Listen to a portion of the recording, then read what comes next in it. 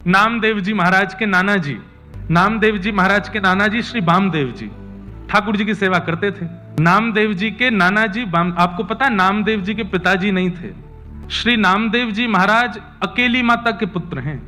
बाल अवस्था थी, मीराबाई जैसा चरित्र है कि जैसे मीराबाई बचपन में अपनी मां से पूछती थी कि मेरे पति कौन, तो मां ने कह दिया ये गिरधर गोपाल तेरे बींद हैं, तब से ही मान लिया कि ये मेरे पति हैं। ऐसे ही श्री नामदेव जी की जो माता जी थी उनको भी बाल्यकाल में ऐसा कह दिया ये ठाकुर जी ही तेरे पति हैं।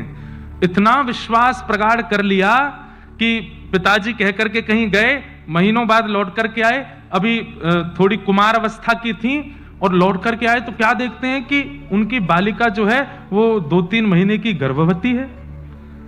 आकर के देख करके आश्चर्यचकित हो गए। उन्होंने पूछा तो नामदेव जी की माताजी बोली पिताजी आपने कहा था कि ये मेरे पति हैं, तो बस वो मेरे पति हैं, मैं उनकी गृहिणी हूं, उसी कृपा से हम दोनों का विवाह हुआ, उन्हीं की संतान गर्भ में है। जिन पिताजी ने बोला उन्हीं को ही विश्वास नहीं हुआ, वो ही कह रहे हैं ऐसे कैसे हो सकता है, ये तू झूठ बोल रही है, तू मेरे सामने झूठ बोल रही है, समाज क्या कहेगा, संसार क्या कहेगा, विवाह हुआ नहीं, तेरे गर्भ में बालक। पिताजी मैं झूठ नहीं बोल रही। लेकर के गए ठाकुर जी के सामने, बोले शपथ खा के बोल। ठाकुर जी की शपथ खा करके बोली मैं सत्य बता रही हूं, ये ठाकुर जी का ही प्रसाद है। पिताजी के रोम रोम कांपने, अब भी विश्वास हो, तू झूठी शपथ खा रही है।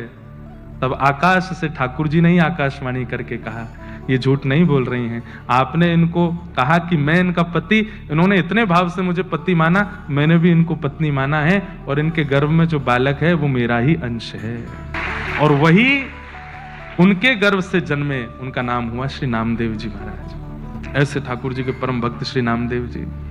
बचपन से भक्ति में इतनी रुचि, इनके नाना जी सेवा करते थे ठाकुर जी की, तो ये बाहर खड़े खड़े सोचते मुझे कब सेवा मिलेगी। एक दिन नाना जी से बोले मुझे भी सेवा, बोले तू अभी बालक है, अभी नहीं, थोड़ा बड़ा हो जा। थोड़े बड़े हो गए, बोले अब तो दीजिए। बोले अभी मैं हूं, जब तक मैं हूं तब तक मुझे करने दो, कभी मेरा कहीं आना जाना होगा तो ठाकुर जी की सेवा तुम कर लेना।